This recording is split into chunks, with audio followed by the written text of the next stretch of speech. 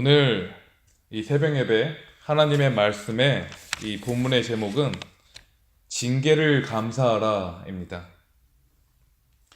여기 모인 우린 예수 그리스도를 믿음으로 구원을 얻은 자들입니다. 그렇다면 이 구원을 얻은 자들이 특징은 무엇인가 우리가 한번 생각해 볼 때에 바로 이 하나님의 자녀가 됨이고 또 이 삶을 살아가는 가운데 하나님의 자녀로서 우리가 잘못을 지었을 때 우리가 징계를 얻는다는 것을 우리가 꼭 알아야 한다는 것입니다. 이 믿음이 없는 불신자들은 하나님의 자녀가 아닐 뿐더러 마지막 날에 징계가 아닌 심판을 받게 됩니다. 오늘 본문 히브리서의 내용은 하나님의 자녀들이 범죄했을 때 마땅히 받아야 할 징계와 그 유익을 이야기하고 있으며 또 우리의 정체성을 한 번 더 확실히 이야기해주고 있다는 것을 우리가 확인할 수 있습니다.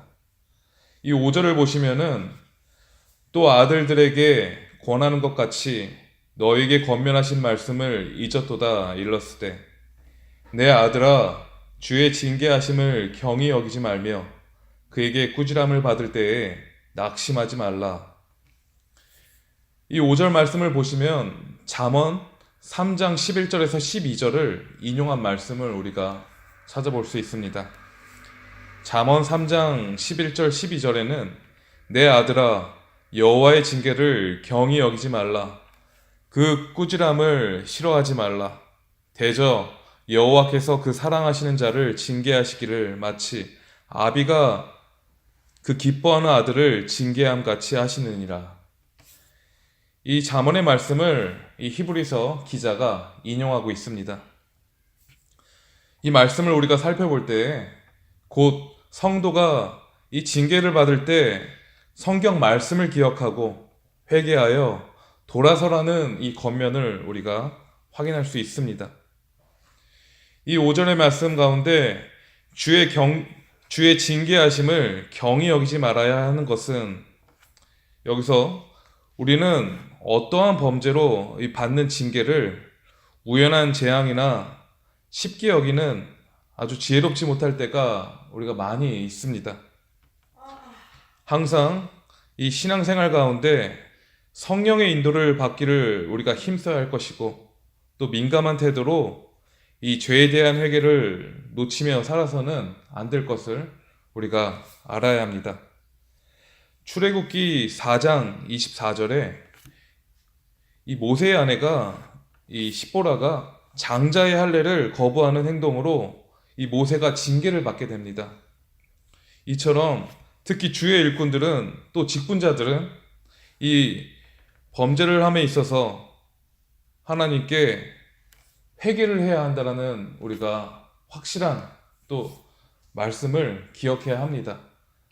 우리가 참된 회개가 없을 때 특히 주의 일꾼들이 이 범죄를 하고 나서 참된 회개가 없었을 때 하나님께서 또 징계하시고 또 그 범죄의 대가로 하나님께서 또 혼을 내신다는 것을 우리가 성경에서 찾아볼 수 있습니다. 이 모세도 이 아내가 범죄했을 때 이스라엘의 지도자로서 또 징계를 당합니다. 또 그 징계를 통해서 하나님의 참된 일꾼으로 또 온전히 사용되어집니다. 이처럼 특히 주의 일꾼들이 더욱더 긴장하고 더욱더 하나님의 말씀에 순종하여 범죄하지 않고 또 비록 범죄하였을지언정 하나님께 참된 회개를 해서 또 하나님의 말씀으로 바로잡아 하나님의 일꾼으로 참되게 또 맡은 그 사명을 감당해야 할 것입니다.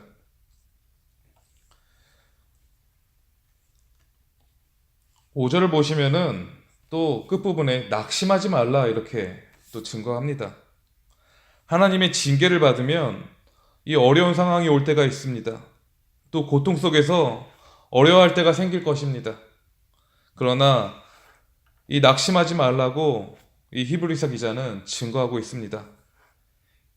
이는 낙심하지 말고 소망을 가지라는 것입니다. 이 소망은 바로 우리를 더욱 주의 거룩한 형상에 닮아가게 하시고 이 땅에서 하나님의 자녀로 하나님의 뜻을 이루어 살아가기에 또 복 주시려는 그 하나님의 또 뜻입니다. 우린 낙심하지 말고 이 참 소망을 두고 살아야 합니다.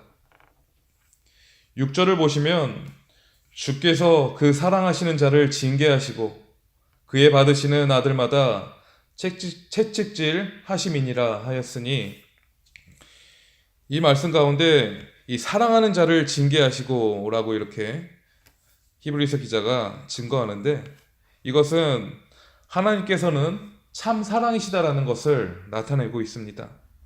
징계를 통해 하나님의 사랑을 우리에게 나타내시는 것입니다. 요한일서 이 3장 1절을 보시면 보라 아버지께서 어떠한 사랑을 우리에게 주사 하나님의 자녀라 일컬음을 얻게 하셨는고 우리가 그러하도다. 그러므로 세상이 우리를 알지 못함은 그를 알지 못함이니라. 이 어떠한 사랑은 이 예수 그리스도의 십자가의 사랑을 가리키고 있습니다. 실제로 우리가 부모로서 또 자녀가 있는 우리가 상황 가운데 살아가는데 이 자녀가 잘못했을 때 참된 훈계를 합니다. 또 잘못을 했을 때 매를 들어서 또 혼을 내고 또 잘못된 것을 바로 잡아줍니다. 하지만 이 잘못도 안 했는데 무작정 이 매를 들고 때린다 그러면은 그것은 훈계가 아니라 폭행입니다. 하지만 이 사랑하는 마음에 우리는 자녀들을 잘 훈계하고 또 양육하고 잘 가리키기 위해서 또 매를 들고 징계를 할 때가 있습니다. 이것은 사랑하는 마음에서입니다. 하나님께서도 우리를 자녀 삼아 주셨고 우리는 또 하나님의 참된 자녀들로서 우리가 잘못했을 때 하나님께서 징계를 하신다는 것입니다.